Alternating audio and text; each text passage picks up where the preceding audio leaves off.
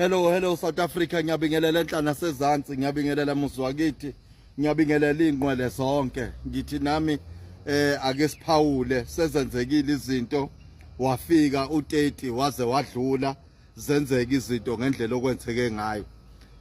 Ake siqale sibonge nje South Africa yonke into eyenzekile ngoba kade kubhekwe isibhicongo kodwa sangenzeka isibhicongo, kwangenzeka izinto ezimbi, kwenzeka into obekuyinhloso yokuthi yenzeke.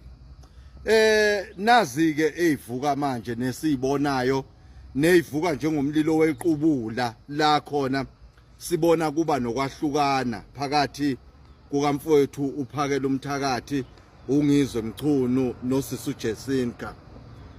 Ngithake ngiphawule nje lento nami ukuthi bafowethu nawe Sisu Jesinka, thina sinithanda mani nonke niyithimu, asithandi inhlangano zenu lezi ninazo obani. Uyabona njengamanje njobe seniqala nihlukanisa lento, nombane esethi mina nginenhlangano yami, ngine NGO yami, nginento ethile.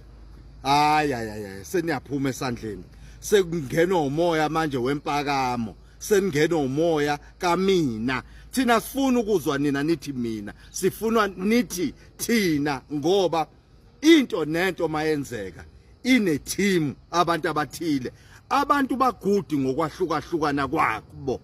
Mawubheka nje kule team, mubheka umfowethu uphakela umthakathi, insizwa leyana futhi iphusha umtsizwa, mayiphusha umtsizwa kushawa ngoshuni wenkani. Kodwa makuziwe etafuleni sekufanele kunegotiate, hayi uSisu Jesinka uhamba yedwa, uyayibamba lento akwazi ukuyinonga nokuyihambisa.